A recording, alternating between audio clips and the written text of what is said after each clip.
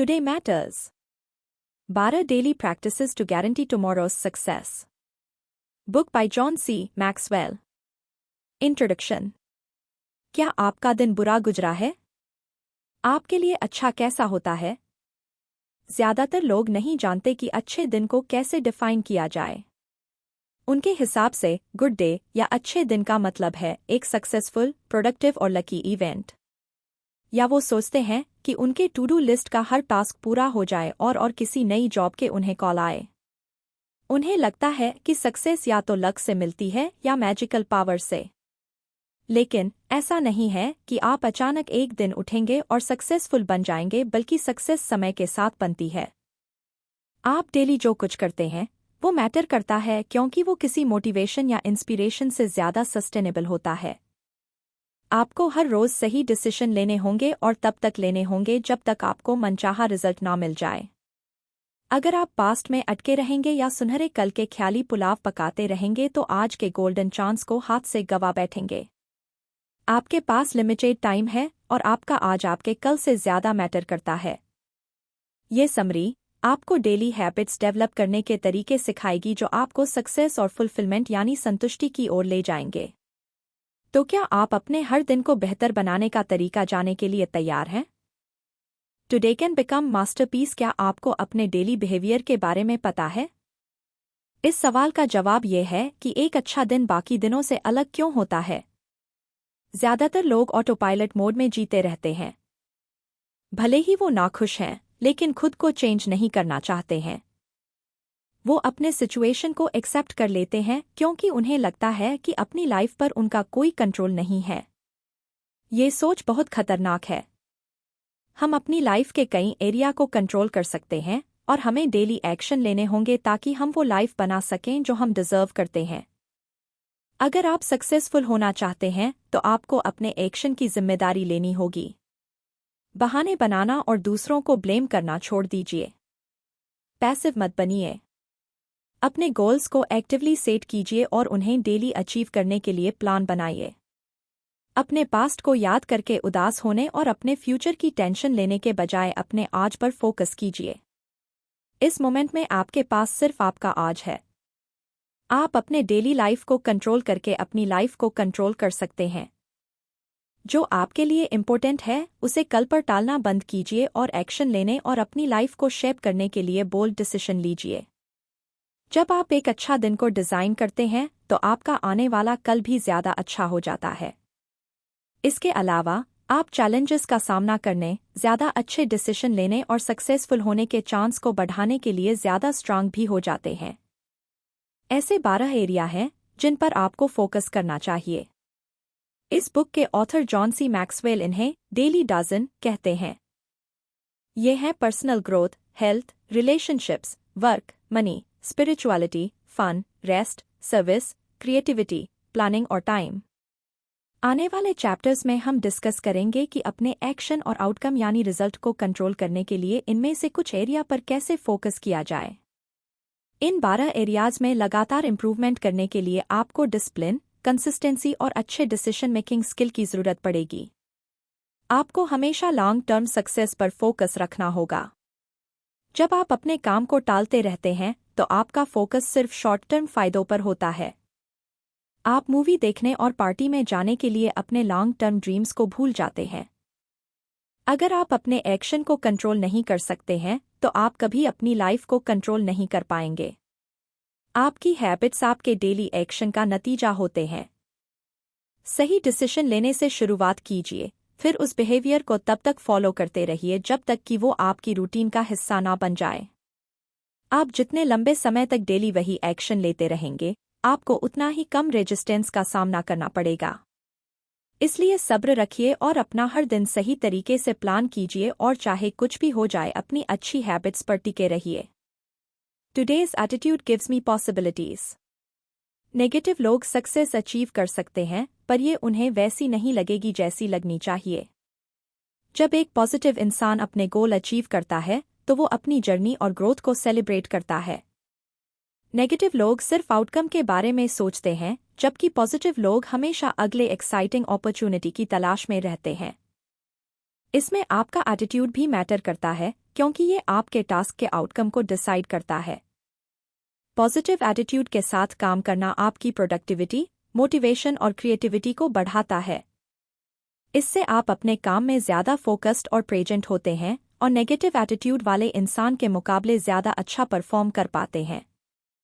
आपका एटीट्यूड भी इम्पॉर्टेंट है क्योंकि ये तय करता है कि आप खुद को और दूसरों को कैसे देखते हैं।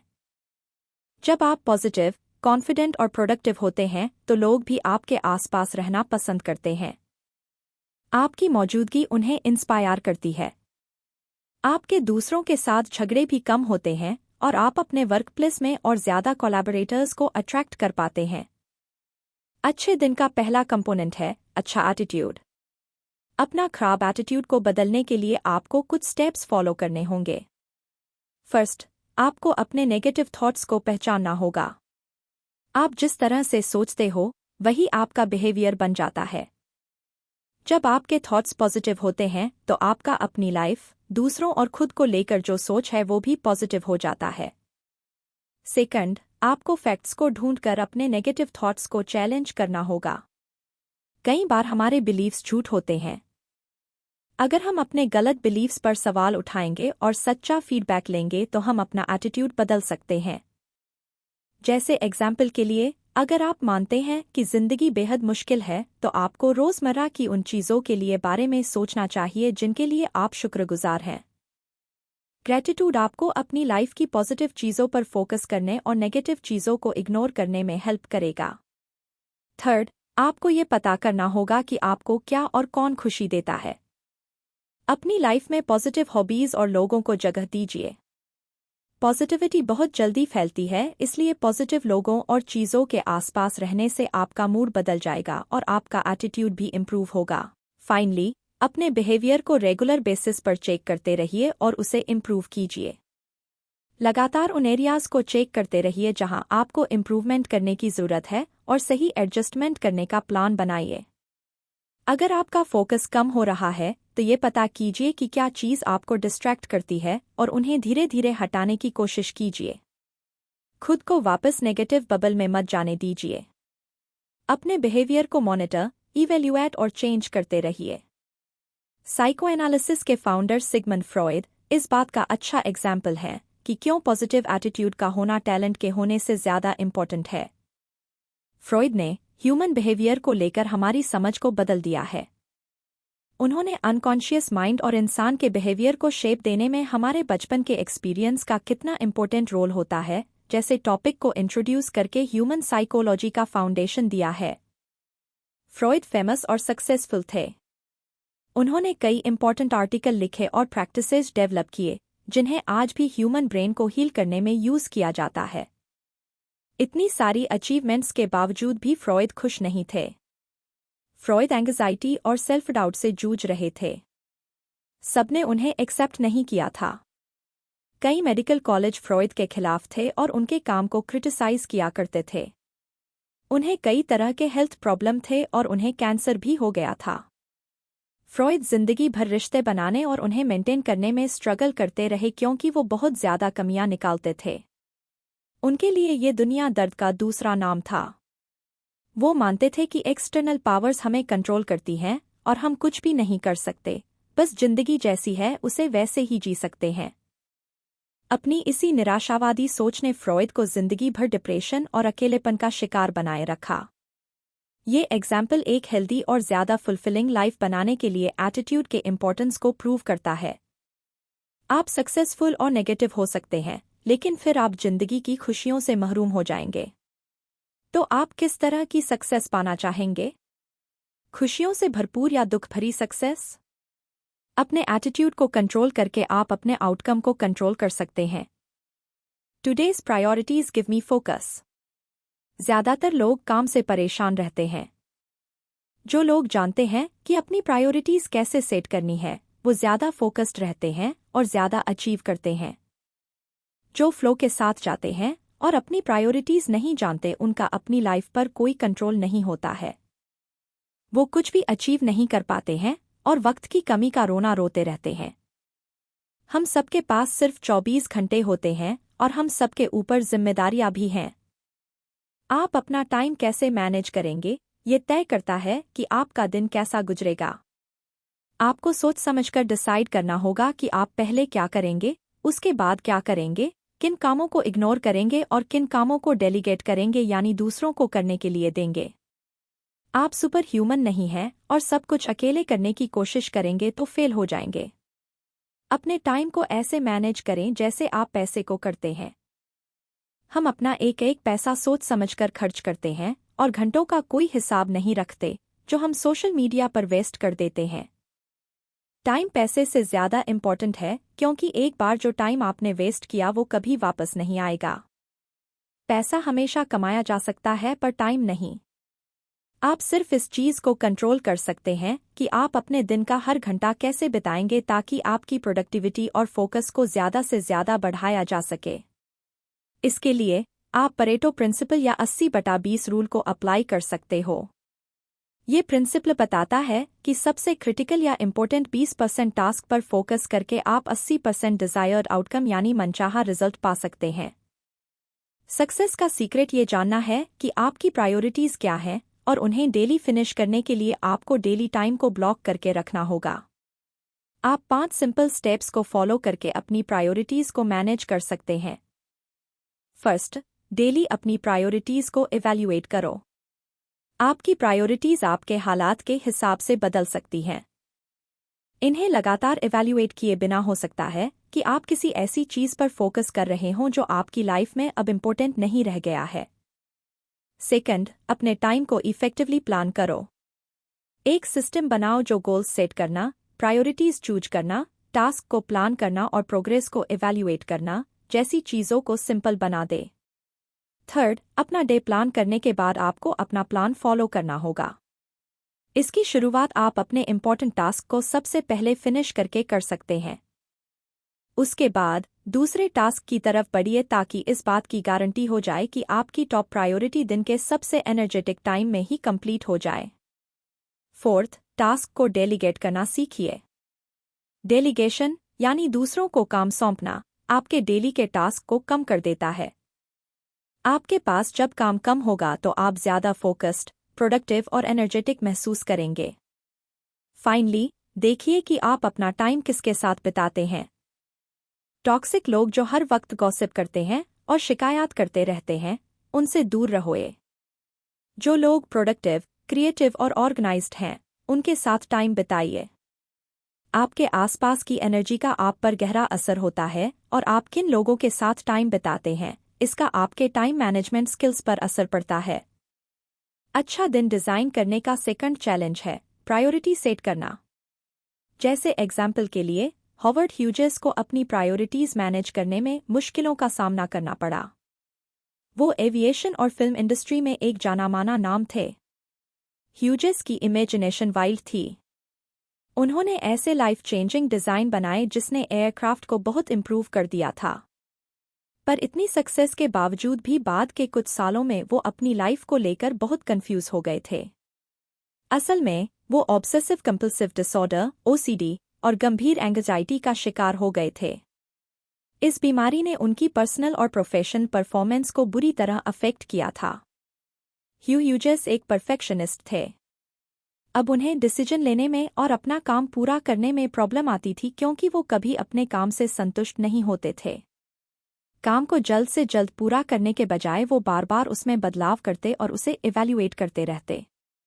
इससे उनकी प्रोडक्टिविटी पर असर पड़ता था और वो एक के बाद एक अच्छे आइडिया को रिजेक्ट करते जाते। ह्यूजेस को पब्लिक का बहुत प्रेशर भी झेलना पड़ा। फेमस होने की वजह से लोगों को उनसे बहुत उम्मीदें थी और उन पर हमेशा प्रेशर बना रहता था कि वो कुछ नया इन्वेंट करेंगे जिसके कारण उनकी एंग्जाइटी बढ़ती चली गई। वो अपनी प्राइवेसी बनाए रखने के लिए स्ट्रगल कर रहे थे और मीडिया से दूर अपनी लाइफ का मकसद ढूंढने करने की कोशिश कर रहे थे। इसके अलावा ह्यूजेस को दूसरों पर भरोसा नहीं होता था, जिसका असर उनकी प्रोग्रेस पर भी पड़ रहा था। अपने काम को लेकर वो किसी पर भरोसा नहीं कर पाते थे, इसलिए आखिर में उन्होंने काम को डेलीगेट करना ही छोड़ दिया। लोगों से ज्यादा रिश्ते जोड़ने के बजाय उन्होंने खुद को सबसे अलग थलग कर लिया था। इतने टैलेंटेड होने के बावजूद ह्यूजेस कई लेवल पर फेल हो गए थे क्योंकि वो अपनी प्रायोरिटीज पर फोकस ही नहीं कर पाए। वो आए दिन अपना रास्ता या मकसद बदल लेते और किसी की मदद लेने से इनकार कर देते, जिसके चलते आखिर में उनका डाउनफॉल हुआ। अपने हर दिन को इम्प्रूव करने का सेकंड सीक्रेट है प्रायोरिटीज सेट करना और अपने टाइम को सही तरीके से मैनेज करना। आपका टाइम पैसे से ज्यादा कीमती है, इसलिए आप इस बात की परवाह होनी चाहिए कि आप रोज कितने घंटे वेस्ट करते हो। Today's health gives me strength. अगर आप हेल्थ प्रॉब्लम से जूझ रहे हैं तो आपको अपनी लाइफ के कई एरिया में स्ट्रगल करना पड़ेगा। हेल्थ प्रॉब्लम के कारण आपको दर्द फील हो रहा होगा और आपको अपनी डेली एक्टिविटीज पूरी करने में दिक्कत आ रही होगी। आप इमोशनली भी स्ट्रगल कर रहे होंगे। फिजिकल पेन की वजह से आप फ्रस्ट्रेशन, डिप्रेशन और एंग्जाइटी का शिकार हो सकते हैं। जब आप अपने डेली के टास्क पूरे नहीं कर पाते हैं तो आप खुश नहीं हो सकते हैं। खराब हेल्थ का आपकी मेंटल एबिलिटी पर भी बुरा असर पड़ता है। जब आप बीमार और कमजोर होते हैं तो कुछ भी क्लियर तरीके से सोच नहीं पाते हैं। ऐसे में आप ना तो अपनी जॉब में बेस्ट कर पाएंगे और ना ही अपनी प्रॉब्लम के लिए क्रिएटिव सॉल्यूशन ढूंढ पाएंगे। इसके अलावा आप हर किसी से और हर चीज से डिस्कनेक्टेड फील करेंगे। आप स्पिरिचुअल एक्टिविटी या मन की शांति और कंफर्ट पाने के लिए मोटिवेट नहीं हो पाएंगे। आप अपनी लाइफ को वो जैसी है उसे वैसे ही एक्सेप्ट कर लेंगे क्योंकि आपके पास उसे चेंज करने की एनर्जी नहीं होगी। इसलिए अपने हेल्थ को इम्प्रूव करना आपको इमोशनली ज्यादा स्ट्रांग, ज्यादा प्रोडक्टिव, मेंटली शार्प और स्पिरिचुअली संतुष्ट बनाएगा। आपका हेल्थ आपकी लाइफ का फाउंडेशन है। अगर आपका हेल्थ अच्छा होगा तो लाइफ में सब कुछ अच्छा होता जाएगा। अगर आप अभी हेल्दी हैं तो आप लकी हैं क्योंकि हेल्थ को मेंटेन करना किसी जानलेवा बीमारी से लड़कर रिकवर होने से ज्यादा अच्छा है। जब आप बीमार नहीं होते हैं तो अपनी डाइट में या वर्कआउट रूटीन में कुछ चेंजेस लाना ज्यादा आसान होता है, लेकिन जब आप हार्ट अटैक या कैंसर जैसी गंभीर बीमारी से रिकवर कर रहे होते हैं तब आपको अपनी हेल्थ चॉइसेस में बड़े बदलाव करने पड़ते हैं। आपको पूरी तरह से अपनी डाइट चेंज करनी होती है और डेली वर्कआउट करना पड़ता है। किसी हेल्थ प्रॉब्लम के बाद आप हेल्दी हैबिट अपनाने के लिए मोटिवेट होते हैं। समय के साथ लाइफ में बड़े बदलाव करना और उस पर टिके रहना आसान नहीं होता है। जैसे एग्जाम्पल के लिए, एक बार इस बुक के ऑथर जॉन सी मैक्सवेल को हार्ट अटैक आया था, जो उनकी कई सालों की अनहेल्दी चॉइसेस का नतीजा था। उन्हें तलीफली चीज़ें और मीठा खाना बहुत पसंद था। उन्होंने शायद ही कभी वर्कआउट किया होगा या अपना वेट कंट्रोल करने की कोशिश की होगी। जब जॉन की सेहत गिरने लगी तब जाकर उन्होंने कुछ कदम उठाए। उनके डॉक्टर ने उन्हें बताया कि उन्हें लो फैट डाइट लेनी होगी और दिन में कम से कम आधा घंटा वर्कआउट करना होगा। डॉक्टर ने उन्हें ये भी समझाया कि हार्ट अटैक के ज्यादातर पेशेंट रिकवर करने के 6 महीने बाद ही अपनी पुरानी आदतें अपना लेते हैं। जॉन ने तय कर लिया था कि वो अपनी हेल्दी हैबिट्स कभी नहीं छोड़ेंगे। उन्होंने अपनी वाइफ के साथ मिलकर हार्ट फेलियर और डाइट इम्प्रूवमेंट के बारे में बहुत कुछ पढ़ा और जाना। वो करीब 2.5 सालों तक इस चीज में लगे रहे। इस दौरान उन्होंने हेल्दी डाइट लिया और रेगुलर एक्सरसाइज भी की। कुछ समय बाद उनके डॉक्टर ने उन्हें बताया कि अब वो पूरी तरह से ठीक हो गए हैं। इस अच्छी खबर का नतीजा असल में अच्छा साबित नहीं हुआ ये कि ये खबर सुनने के बाद जॉन को लग रहा था उनकी मेहनत सफल रही थी, इसलिए वो इनाम डिजर्व करते थे। इसलिए वो वेकेशन के लिए लंदन चले गए और वहां उन्होंने वो सब कुछ खाया जो उन्होंने 3 सालों से छुआ तक नहीं था। यहीं से उनके हेल्दी चेंज के खत्म होने की शुरुआत हुई। जॉन का दोबारा हार्ट में प्रॉब्लम रहने लगा। इस बार उन्होंने सोचा कि वो थोड़ा कम स्ट्रिक्ट चेंज करेंगे। जो रूल्स वो पहले फॉलो किया करते थे अब उसका सिर्फ 80% फॉलो कर रहे थे। इस बार डॉक्टर ने उन्हें अकेला नहीं छोड़ा। वो जॉन को याद दिलाते रहते कि उन्हें अपनी सेहत का ध्यान रखना है और उनके लिए सबसे पहले यही जरूरी है। इस स्टोरी से ये साफ हो जाता है कि अच्छा हेल्थ मेंटेन करना लाइफ में बड़े बदलाव करने से कहीं ज्यादा आसान है। हेल्दी रहने के लिए आपको अपनी डाइट इंप्रूव करनी होगी, स्ट्रेस मैनेजमेंट टेक्निक अपनाने होंगे और वर्कआउट भी करना होगा, जिसके लिए आपको डेली एक्शन लेंगे होंगे। फर्स्ट, प्रोसेस्ड फूड और अनहेल्दी फैट और शुगर वाले स्नैक्स खाना कम कर दीजिए। फिर अपने डाइट में ज्यादा नेचुरल मील्स ऐड कीजिए। अपने डाइट में बैलेंस बनाने की कोशिश कीजिए ताकि उसमें सही अमाउंट में प्रोटीन, विटामिन, फाइबर और गुड फैट हो। छोटे छोटे चेंजेस कीजिए जिन्हें आप फॉलो कर सकें। रातों रात सब कुछ बदलने की कोशिश मत कीजिए क्योंकि ये आपके लिए खतरनाक हो सकता है। सेकंड, स्ट्रेस मैनेजमेंट का मतलब है डेली चैलेंजेस को मैनेज करना और फ्यूचर के चैलेंजेस के लिए तैयार रहना। पहले पता कीजिए कि आपको स्ट्रेस क्यों होता है और फिर उन चीज़ों को अवॉइड कीजिए जो आपके स्ट्रेस को ट्रिगर करते हैं। रिलैक्स करने के लिए आप माइंडफुलनेस, डायरी लिखना और ब्रीदिंग एक्सरसाइज जैसे मेथड फॉलो कर सकते हैं। आप अपने स्ट्रगल दूसरों से शेयर कर सकते हैं या फन हॉबीज ट्राई कर सकते हैं। थर्ड, डेली वर्कआउट कीजिए। आपको डेली 1 घंटे का इंटेंस वर्कआउट करने की ज़रूरत नहीं है। आप अपने फिटनेस लेवल को टेस्ट करके वो एक्सरसाइज चूज कर सकते हैं जो आपको ईजी, एंजॉयबल और इफेक्टिव लगे। यहाँ आपका गोल है एक ऐसा रूटीन बनाना जो आप रोज कर सकें। बाद में आप अपने रूटीन में और इंटेंस वर्कआउट ऐड कर सकते हैं। हेल्दी हैबिट अपनाना आसान नहीं होता है, इसलिए आपको धीरे धीरे शुरुआत करते हुए उन हैबिट्स पर फोकस करना है जिन्हें आप आगे कर सकें। अगर आप सब कुछ एक साथ चेंज करेंगे तो आपके हाथ कुछ नहीं लगने वाला। आपको अपने डाइट और फिटनेस गोल्स कभी पसंद नहीं आएंगे और आपको स्ट्रेस भी होगा, इसलिए स्लो स्टार्ट कीजिए और इम्प्रूव करते रहिए। Today's family gives me stability. एक हेल्दी फैमिली इमोशनल और पर्सनल ग्रोथ का मेन सोर्स होता है। जब आप बेहद प्यार करने वाले और केयरिंग पेरेंट्स के साथ रहते हैं तो आप खुद को एक्सप्रेस करने में सेफ फील करते हैं और आपकी पर्सनैलिटी अच्छे से डेवलप होती है। आपके पास एक ऐसी जगह होती है जहां आप रिलैक्स कर सकते हैं और अपने स्ट्रेसफुल प्रॉब्लम को शेयर कर सकते हैं। यहां आपको सपोर्ट और अपनापन मिलता है। आपके बचपन की यादें आपकी पर्सनालिटी को शेप देती हैं। फैमिली मेंबर्स के बीच हेल्दी कम्युनिकेशन आपको खुद को समझना और दूसरों के साथ हमदर्दी भरा रिश्ता रखना सिखाता है। जो लेसन आप एक हैप्पी फैमिली में रहते हुए सीखते हैं वो उनसे कहीं ज्यादा वैल्यूएबल होते हैं जो आप स्कूल या करियर में सीखते हैं। इसलिए आपको अपनी फैमिली लाइफ को इम्प्रूव किए बिना करियर डेवलपमेंट पर फोकस नहीं करना चाहिए। सोसाइटी ने हमें सिखाया है कि सक्सेस हमेशा मटेरियल होती है, लेकिन हमें सक्सेस को रीडिफाइन करना होगा ताकि हम इसमें अपने फैमिली मेंबर्स का प्यार और रिस्पेक्ट भी शामिल कर सकें। मान लो कि आपके पास ढेर सारा पैसा हो, एक एलीट जॉब हो पर प्यार करने वाला कोई परिवार ना हो, तो क्या आप कभी खुश रह पाएंगे?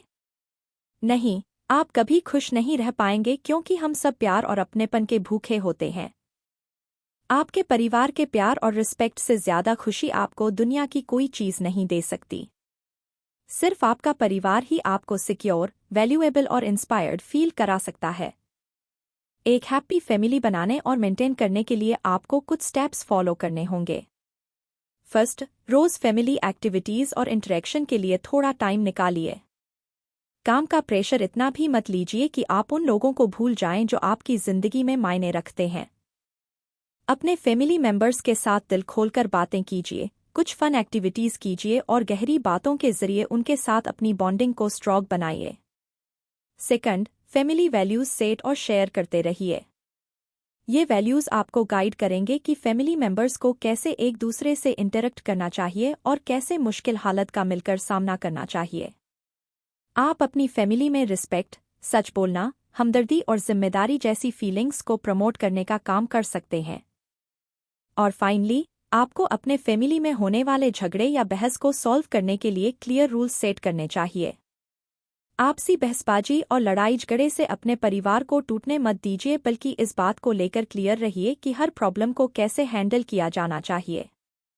ओपन कम्युनिकेशन, सामने वाले की बात सुनना और एक दूसरे को रिस्पेक्ट करने जैसे रूल्स सेट कीजिए। अगर आप एक दूसरे के ओपिनियन और एफर्ट को नर्चर करेंगे तो ये आपके आपसी जहागादा भी आपकी फैमिली को स्ट्रॉन्ग बना सकता है। कैरन ह्यूग्स की स्टोरी करियर और फैमिली में से एक को चूज करने की एक्स्ट्राऑर्डिनरी लड़ाई के बारे में है। Karen former US president George W Bush की टॉप एडवाइजर रह चुकी हैं। उन्होंने बुश के साथ तब काम किया था जब वो टेक्सास के गवर्नर थे और उन्होंने बुश को उनकी पूरी प्रेसिडेंसी के दौरान भी हेल्प किया था। कैरन एक पावरफुल जॉब में थी, इसलिए कई लोग उनसे जलते थे। लेकिन इतनी सक्सेस के बावजूद कैरन को बहुत टफ चैलेंज का सामना करना पड़ा। वो वॉशिंगटन डीसी में रहती थी जबकि उनके हस्बैंड और बेटा टेक्सास में रह रहे थे। इस लंबी दूरी के कारण वो बहुत परेशान रहने लगीं। वो अपनी पावरफुल पोजीशन पर काम करने या घर लौट जाने की कशमकश में ही उलझी रहीं। और कैरन ने अपनी फैमिली को चुना। कई लोगों को लगा कि उन्होंने अपना करियर छोड़कर बेवकूफ़ी की थी, पर वो जानती थी कि उनके लिए उनके परिवार की क्या अहमियत थी। उनका मानना था कि जो प्यार और देखभाल उनकी फैमिली उन्हें दे सकती है, वो दुनिया की कोई चीज़ नहीं दे सकती। कैरन ने सक्सेस को रीडिफाइन करने के बाद अपनी संतुष्टि अपने घर में पाई। इस बारे में आपका क्या सोचना है? आपके लिए सक्सेस का क्या मतलब है? अगर आप फैमिली से ज़्यादा करियर को अहमियत देंगे तो आपको कभी कोई चीज़ खुश या संतुष्ट नहीं कर पाएगी। आपको इनमें बैलेंस बनाकर चलना होगा। डेली अपने परिवार के साथ क्वालिटी टाइम बिताइए और अपने आपसी इमोशनल बॉन्ड को स्ट्रांग कीजिए।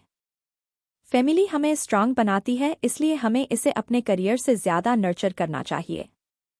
Today's thinking gives me an advantage. अच्छी सोच आपको समझदार बनाती है।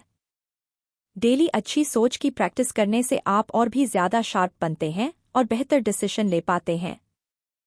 साथ ही आप कॉन्फिडेंटली अपनी प्रॉब्लम का सामना कर पाते हैं, क्योंकि अब आपके पास ज़्यादातर चैलेंजेस को दूर करने के लिए ज़रूरी टूल्स होंगे। थिंकिंग 4 टाइप की होती है। फर्स्ट, क्रिटिकल थिंकिंग का मतलब है अच्छे डिसीजन लेने के लिए डेटा को एनालाइज करना। जब आप रिएक्ट करने से पहले सिचुएशन को इवैल्यूएट करेंगे तो आप लॉजिकल कंक्लूजन निकाल पाएंगे और ज़्यादा सेफ एक्शन लेंगे। सेकंड, क्रिएटिव थिंकिंग का मतलब है नए आइडिया और इनोवेटिव सॉल्यूशन लेकर आना। कई बार किसी प्रॉब्लम को फ्रेश नज़रिए से देखने की ज़रूरत होती है, ट्रेडिशनल सॉल्यूशन की नहीं। थर्ड, रिफ्लेक्टिव थिंकिंग का मतलब है अपने प्रेजेंट और फ्यूचर को इम्प्रूव करने के लिए पीछे अपने पास्ट को देखना। अगर आपने अपनी गलतियों से सीख लिया तो आप अपनी कमजोरियों को दूर करके आगे ग्रो कर सकते हैं। फाइनली, स्ट्रेटेजिक थिंकिंग आपको बेहतर प्लानर बनाती है। आप अपने फ्यूचर गोल्स के लिए प्लान कर सकते हैं, चैलेंजेस को एक्सपेक्ट कर सकते हैं और इससे पहले कि वो प्रॉब्लम खड़ी हो जाए आप उसे दूर करने के लिए सॉल्यूशन ढूंढ सकते हैं। आपको सीखना पड़ेगा कि इन 4 टाइप की थिंकिंग को कैसे इम्प्रूव किया जाए। जॉन किल्कुलन 4 डमीज बुक्स के ऑथर हैं।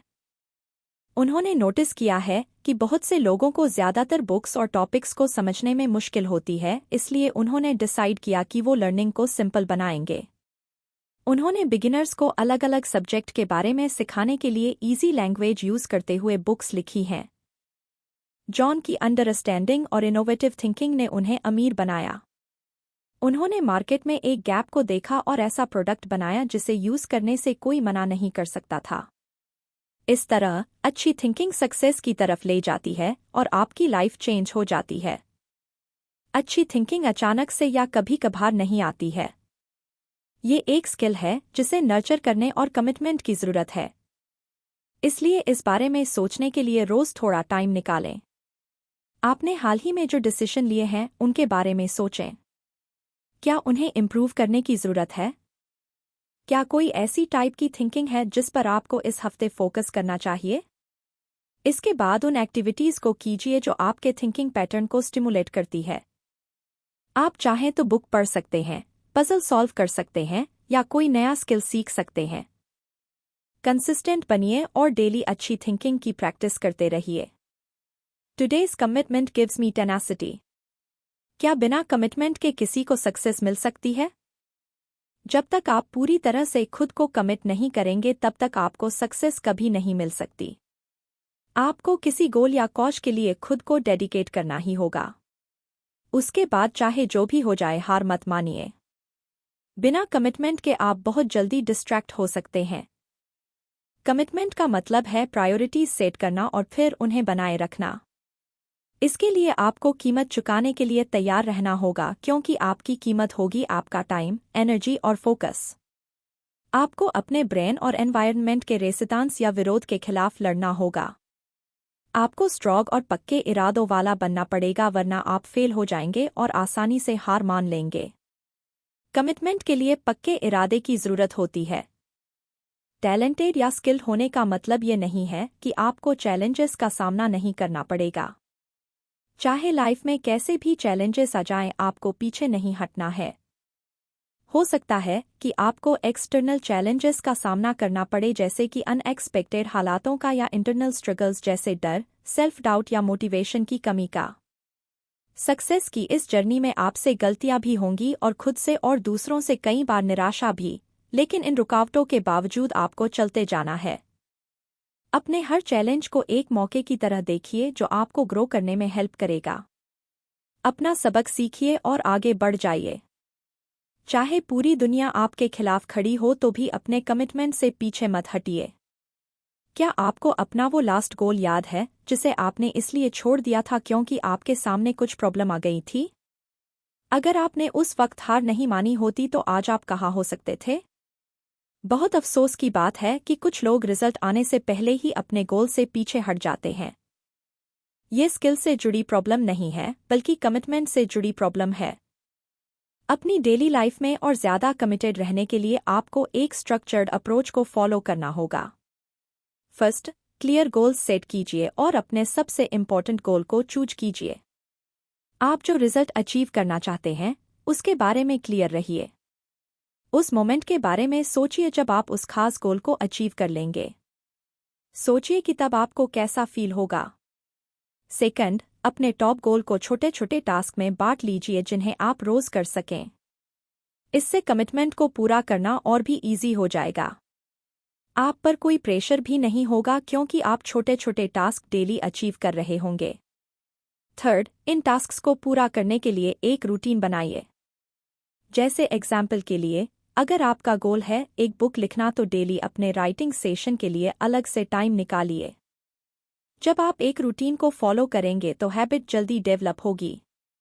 एक बार कोई टास्क जब हैबिट बन जाता है तो उसके बाद उसे करने में एनर्जी और फोकस दोनों कम लगता है। फोर्थ, जिम्मेदार बनिए। अपने किसी फ्रेंड, मेंटोर से अपना प्लान शेयर करके या अपनी प्रोग्रेस का रिकॉर्ड रखकर आप खुद के प्रति अपनी जिम्मेदारी निभा सकते हैं।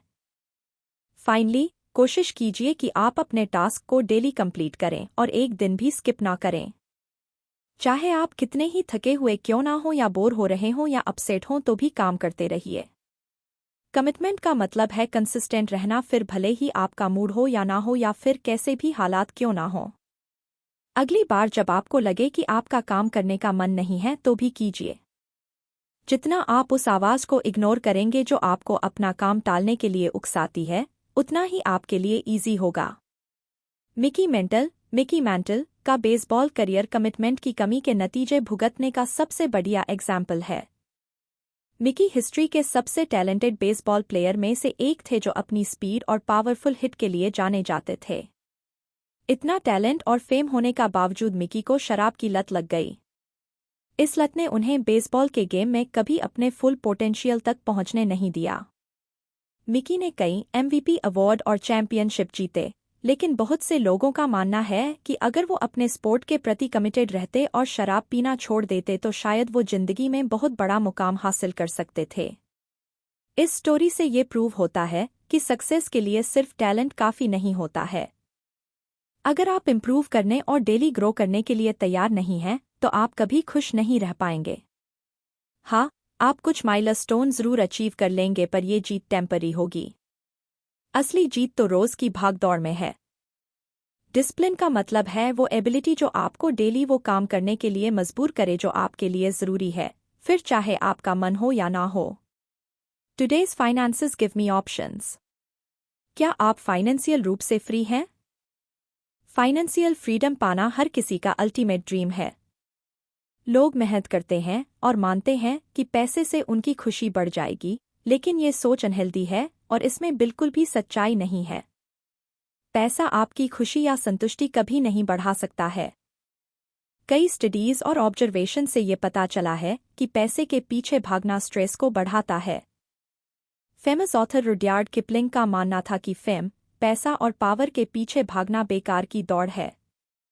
ज्यादा पैसा कमाकर लाइफ कभी मीनिंगफुल नहीं बनती है, बल्कि गहरे रिश्ते बनाकर बनती है। लेकिन हम ये भी नहीं कह सकते कि पैसा इम्पोर्टेंट नहीं है। अगर आप कर्ज में डूबे हुए हैं तो जिंदगी मुश्किल हो जाती है। आप डिप्रेस्ड, शर्मिंदा, गिल्टी और खोया खोया सा फील करने लगते हैं। आपको ऐसा लगता है जैसे आप किसी लिमिट में बंधे हुए हैं और आप अपने पैशन को फॉलो नहीं कर पाते हैं। आप बस ज़्यादा से ज़्यादा काम करते हैं और आपका फोकस सिर्फ एक गोल पर होता है और वो है अपना कर्ज उतारना। यही वजह है कि मनी मैनेजमेंट एक इम्पोर्टेंट स्किल है। अपने मेंटल हेल्थ को बचाने के लिए और खुशहाल जिंदगी जीने के लिए फाइनेंशियल कमिटमेंट का होना जरूरी है। क्या आपके पास कोई रिटायरमेंट प्लान है? या फिर आपका 70 की उम्र तक काम करने का इरादा है?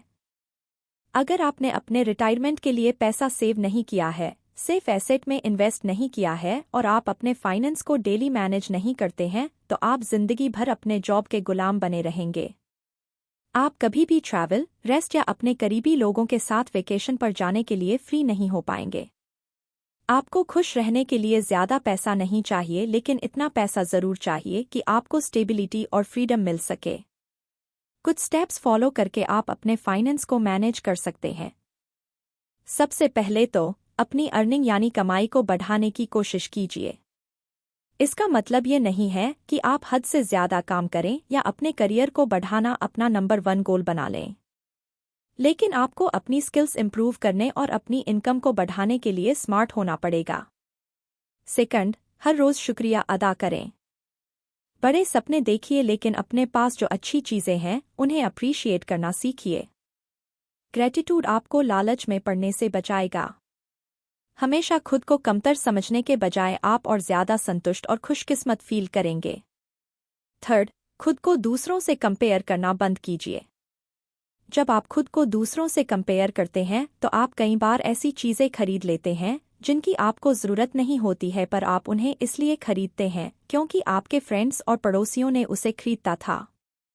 अपने बाहरी रंगरूप या स्टेट्स पर पैसा खर्च मत कीजिए, बल्कि लॉन्ग टर्म गोल्स पर फोकस कीजिए। फोर्थ, जितना हो सके उतना दीजिए। आप जितना ज़्यादा दूसरों को देंगे उतना ही खुश और सैटिस्फाइड फील करेंगे। जब आप दूसरों को आगे बढ़ने में मदद करते हैं तो आपको भी ऐसे लोग मिल जाते हैं जो आपको सपोर्ट करते हैं। फाइनली, एक फाइनेंशियल प्लान बनाइए और उसे फॉलो कीजिए। हर रोज़ अपने फाइनेंशियल प्रोग्रेस को चेक कीजिए। एक क्लियर स्ट्रेटेजी बनाइए और अपने फाइनेंस को अपने कंट्रोल में रखिए, उसे आपको कंट्रोल मत करने दीजिए। सूज़ ओमान की फाइनेंशियल जर्नी बेहद दिलचस्प रही है। उनके पेरेंट्स वैसे तो बहुत मेहनती थे, पर वो वर्किंग क्लास स्टेटस से ऊपर उठना चाहती थी। एक वेट्रेस के तौर पर काम करने के बजाय वो अपना खुद का रेस्टोरेंट खोलने का सपना देखती थी। फिर एक लॉयल कस्टमर ने उन्हें अपना बिजनेस स्टार्ट करने के लिए $50,000 ऑफर किए, लेकिन सुज ने वो पैसा एक ब्रोकर को इन्वेस्ट करने के लिए दिया, जो कुछ टाइम बाद उनका सारा पैसा लेकर कहीं गायब हो गया।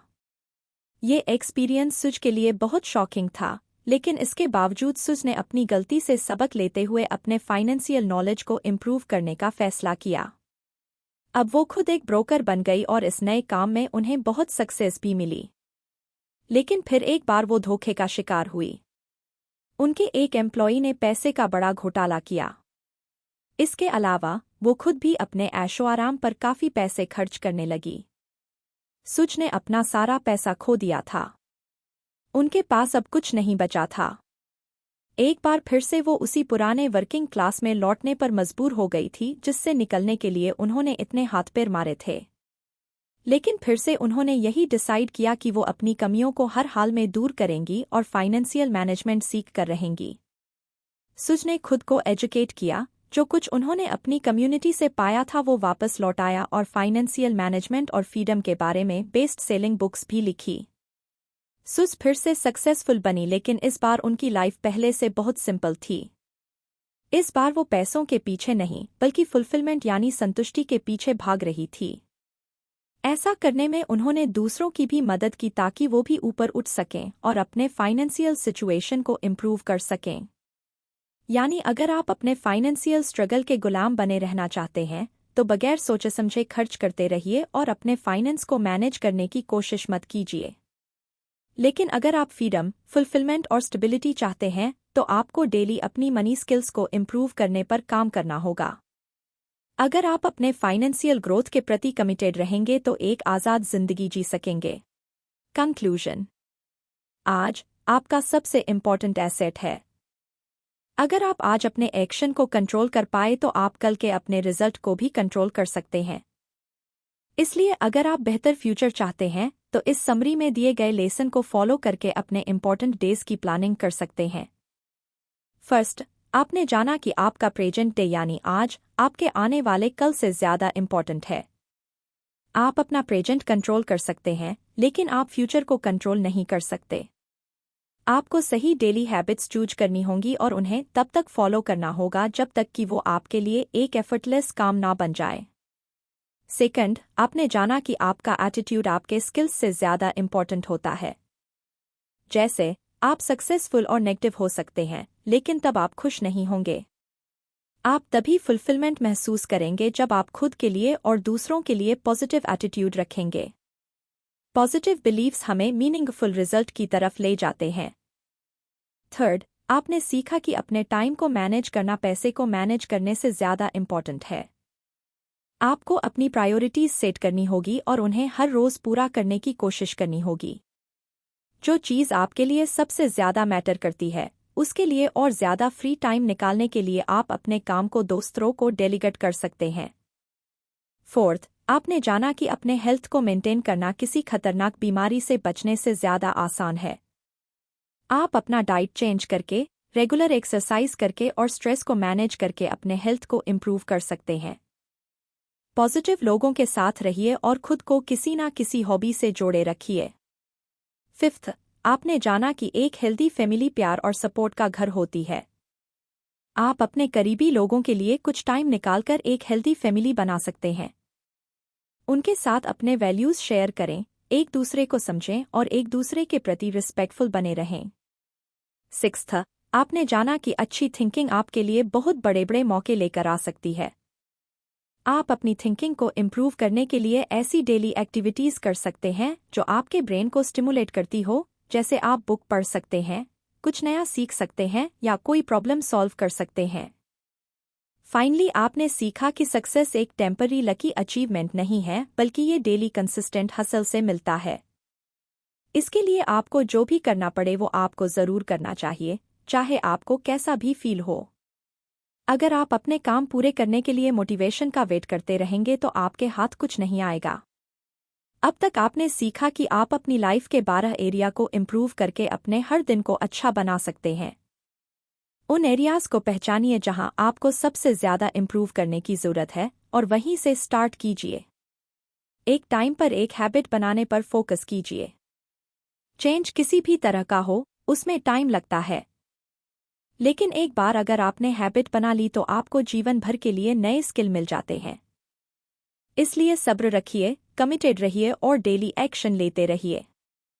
आज का दिन बहुत इंपॉर्टेंट है क्योंकि ये आपको बेहतर फ्यूचर की तरफ ले जाता है।